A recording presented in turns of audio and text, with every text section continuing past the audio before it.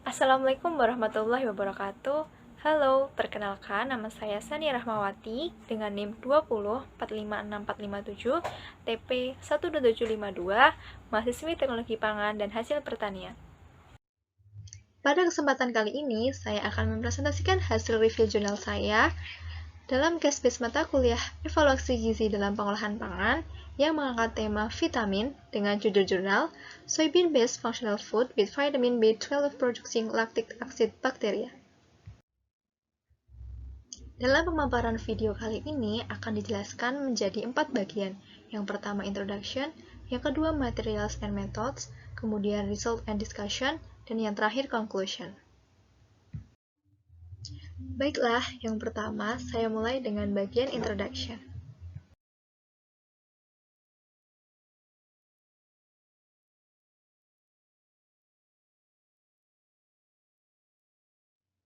Kedelai merupakan pilihan nutrisi yang menarik, mengingat nilai gizinya cukup tinggi, termasuk kualitas protein dan asam aminonya, serta rendahnya biaya produksi kedelai.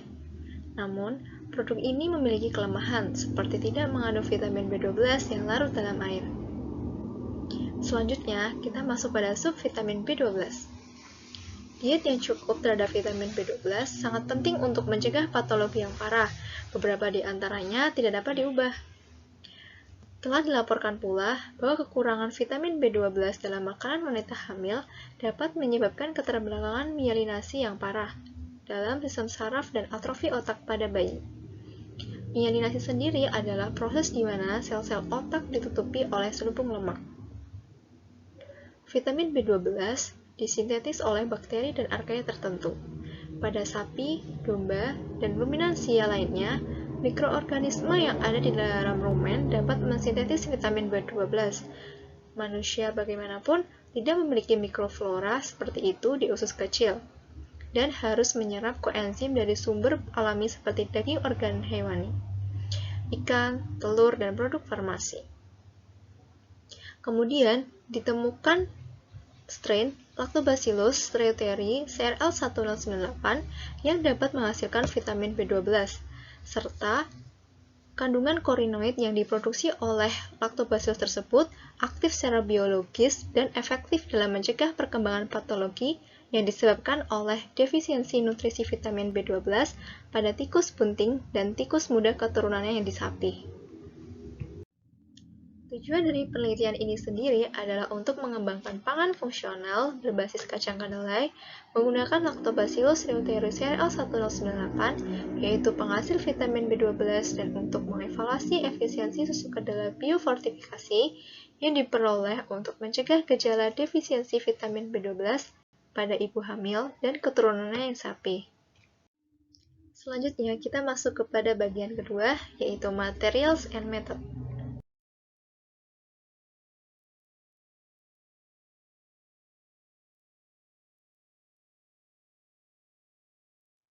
Pada bagian materials and method ini akan dibagi menjadi 8 pembahasan. Yang pertama yaitu mikroorganisme, yang kedua persiapan susu kedelai fermentasi, yang ketiga hewan, yang keempat darah dan organ, yang kelima parameter hematologis dan penentuan tingkat serum vitamin B12, yang keenam studi histologi, yang ketujuh penentuan sel penghasil IgA di usus kecil, dan yang terakhir analisis statistik. Yang pertama yaitu mikroorganisme. Strain yang digunakan dalam penelitian ini yaitu Lactobacillus reuteri CRL1098. Sebelum digunakan untuk eksperimen, kultur ditumbuhkan dalam kaldu MRS steril dan diinkubasi pada suhu 37 derajat Celcius selama 16 jam. Selanjutnya yaitu persiapan pembuatan susu kedelai fermentasi. Komposisi susu kedelai per 100 ml yang digunakan yaitu protein 2,6 gram, karbohidrat 4 gram, lipid 1,5 gram, serat 0,6 gram, kalsium 48 mg, Fe atau besi 0,84 mg, fosfor 48 mg, dan magnesium 18 mg dengan pH 7,3. Setelah itu, susu kedelai disterilisasi dengan didinginkan pada suhu 36 derajat Celcius, lalu diinokulasikan dengan Lactobacillus reuteri CRL1098 dan diinkubasi pada suhu 37 derajat Celcius selama 6 jam. Hasil akhir fermentasi susu kedelai yaitu pada pH 6,8 dengan total koloni sebanyak 1,6 kali 10⁻⁷ CFU per mili. Konsentrasi vitamin B12 dalam fermentasi susu kedelai ditentukan oleh bioassay kuantitatif yang digunakan untuk penilaian B12 pada makanan. Hewan untuk pengujian pada penelitian ini yaitu tikus BLBC betina bunting berumur 6 minggu. Nah, hewan-hewan ini dikelompokkan menjadi 4 kelompok. Yang pertama ada kelompok DF, yaitu betina dengan defisiensi B12 yang menerima diet defisiensi B12. Yang kedua yaitu kelompok CF atau kelompok kontrol, yaitu betina yang cukup B12 yang menerima diet defisiensi B12 ditambah susu kedelai yang ditambah vitamin B12 komersial. Yang ketiga ada kelompok SF, yaitu betina defisiensi B12 yang menerima diet defisiensi B12 ditambah susu kedelai non-fermentasi. Kelompok terakhir yaitu kelompok SRF, di mana betina defisiensi B12 yang menerima diet defisiensi B12 ditambah susu kedelai yang telah difermentasi dengan Lactobacillus reuteri CRL1098. Nah, hewan-hewan tersebut diizinkan mengonsumsi makanan dan air selama 30 hari dari pertengahan kehamilan hingga penyapihan. Setelah anak-anak tikus melahirkan, mereka hanya menerima susu dari ibunya. Baik, sekarang kita masuki pada pembahasan darah dan organ. Pada akhir percobaan, betina dan keturunannya dibius menggunakan injeksi intraperitoneal ketamin silasin dan kemudian diambil sampel darahnya untuk dipindahkan ke dalam tabung dengan larutan asam ethylene diamin tetrasetit untuk menentukan parameter hematologi dan ke dalam tabung sentrifug untuk penentuan vitamin B12 dengan imunosai. Selanjutnya, parameter hematologis dan penentuan tingkat serum vitamin B12. Nilai hematokrit, jumlah leukosit, dan sel darah merah ditentukan dengan hematositometri. Kemudian konsentrasi hemoglobin ditentukan dengan uji kalorimetri. Konsentrasi vitamin B12 sendiri diukur dalam sampel serum dengan elektrochemiluminescence. Berikutnya yaitu studi histologi. Histologi sendiri merupakan ilmu yang pelajari tentang struktur jaringan secara detail melalui mikroskop pada sediaan jaringan yang dipotong tipis. Secara singkat, prosesnya yaitu yang pertama, jaringan difiksasi dalam formalin 10% dalam larutan garam fosfat atau PBS selama 48 jam pada suhu kamar. Selanjutnya, didehidrasi dalam bermacam-macam kadar alkohol yaitu 40%, 50%, 70%, 96%, dan 100% selama 20 menit setiap alkoholnya. Tahap terakhir yaitu sampel dibersihkan melewati 3 rendaman silena masing-masing 45 menit. Jaringan itu tertanam dalam parafin pada 56 derajat Celcius selama 3 jam. Potongan jaringan yaitu 3-4 mikrometer ditempatkan pada slide kaca. Selanjutnya yaitu penentuan sel penghasil IgA di usus kecil. IgA atau imunoglobulin A adalah molekul glikoprotein yang dihasilkan oleh sel plasma dan berfungsi sebagai antibodi. Nah, jumlah sel penghasil IgA sendiri ditentukan pada irisan histologis sampel dengan uji imunofluoresensi langsung.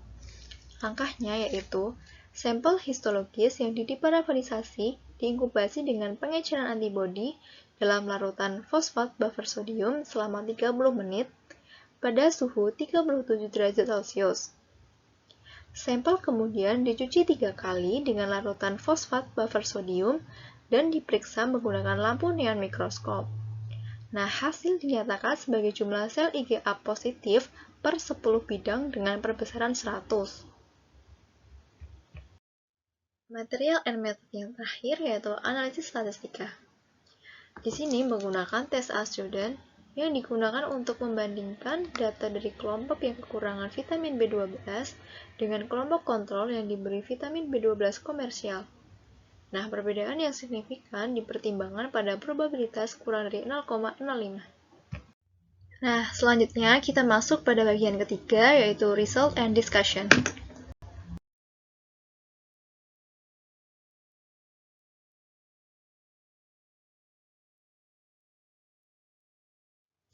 Pada hasil pembahasan kali ini akan dibagi menjadi 4 bagian, yaitu berat hewan, hematologi, penentuan kadar serum vitamin B12, dan penentuan sel penghasil IgA di usus kecil. Nah, pembahasan yang pertama yaitu berat hewan. Pada tabel A di atas menunjukkan kelompok betina yang menerima asupan secara langsung, sedangkan baris B menunjukkan kelompok anak yang menyusui dari betina. Berdasarkan tabel tersebut, kelompok DF atau kelompok betina dengan defisiensi B12 yang menerima diet defisiensi B12 memiliki berat badan yang tidak jauh berbeda dengan kelompok SF atau kelompok betina defisiensi B12 yang menerima diet defisiensi B12 ditambah susu kedelai non-fermentasi. Hasil keduanya masih rendah dibandingkan dengan kelompok CF dan SRF. Kemudian, kelompok SRF atau kelompok betina defisiensi B12 yang menerima diet defisiensi B12 ditambah susu kedelai yang difermentasi dengan Lactobacillus reuteri memiliki berat badan yang tidak jauh berbeda dengan kelompok CF atau kelompok betina dengan penambahan vitamin B12 komersial. Nah, hasil keduanya itu tergolong cukup tinggi, serta dapat membuktikan juga bahwa kelompok betina SRF dengan pemberian fermentasi oleh Lactobacillus reuteri berhasil memberikan berat badan yang cukup setara dengan pemberian vitamin B12 komersial. Hal di atas juga berlaku untuk keturunannya. Nah, pada pembahasan hematologi ini dapat dilihat pada tabel bahwa kelompok DF yang hanya menerima diet defisiensi vitamin B12 memiliki nilai yang rendah dan setara dengan kelompok SF yang menerima diet defisiensi vitamin B12 dan juga susu kedelai non-fermentasi. Sedangkan kelompok SRF dengan pemberian diet defisiensi vitamin B12 dan susu kedelai yang telah difermentasi oleh Lactobacillus reuteri memiliki nilai yang setara dan cukup tinggi dengan kelompok CF yang telah menerima diet defisiensi dengan penambahan vitamin B12 komersial. Nah, dari situ dapat dibuktikan bahwa kemampuan Lactobacillus reuteri menunjukkan hasil yang baik dalam pengujian hematologi vitamin B12. Nah, kali ini kita akan membahas mengenai penentuan kadar vitamin B12 yang dihasilkan oleh kelompok anak atau keturunan. Dapat dilihat dalam tabel bahwa kelompok DY yang hanya menerima diet defisiensi vitamin B12 tanpa penambahan apapun memiliki nilai yang rendah dan setara dengan kelompok SY yang menerima susu kedelai non-fermentasi. Hasilnya terlihat jelas lebih rendah dibandingkan kelompok CY dan SRY. Kelompok SRY sendiri dengan penambahan susu yang telah difermentasi oleh Lactobacillus reuteri tergolong masih cukup tinggi dalam menghasilkan kadar serum vitamin B12. Hasil tersebut juga tidak jauh berbeda dengan kelompok CY yang disertai vitamin B12 komersial. Nah, hal tersebut dapat membuktikan bahwa Lactobacillus reuteri efektif dalam menghasilkan kadar serum vitamin B12 yang cukup tinggi bagi si keturunan. Nah, selanjutnya kita akan membahas mengenai sel penghasil IgA atau imunoglobulin A di usus kecil. Dapat dilihat dalam tabel bahwa kelompok DF yang hanya menerima diet defisiensi B12 tanpa penambahan zat lainnya memiliki nilai yang rendah dan setara dengan kelompok SF yang menerima susu kedelai non-fermentasi.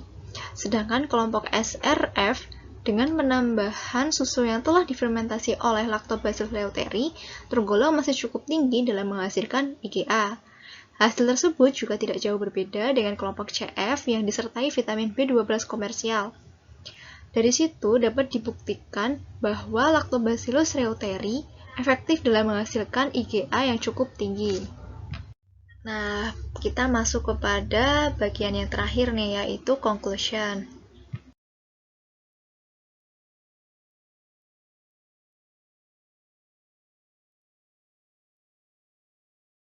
Kesimpulan dari jurnal ini yaitu yang pertama, bahwa strain Lactobacillus reuteri CRL1098 terbukti efektif untuk menghasilkan vitamin B12 dalam produk kedelai.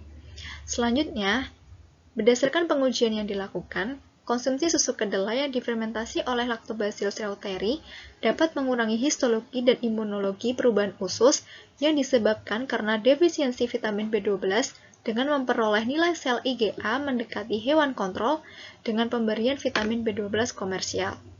Nah, yang terakhir, mengingat konsumsi bakteri asam laktat merupakan mikroorganisme yang aman, maka diciptakanlah produk kedelai yang dibiofortifikasi dengan vitamin B12 oleh Lactobacillus reuteri yang akan berkontribusi dalam mengubah kebiasaan gizi masyarakat dan untuk mendiversifikasi makanan lokal yang baik untuk kesehatan. Berikut referensi jurnal yang saya gunakan.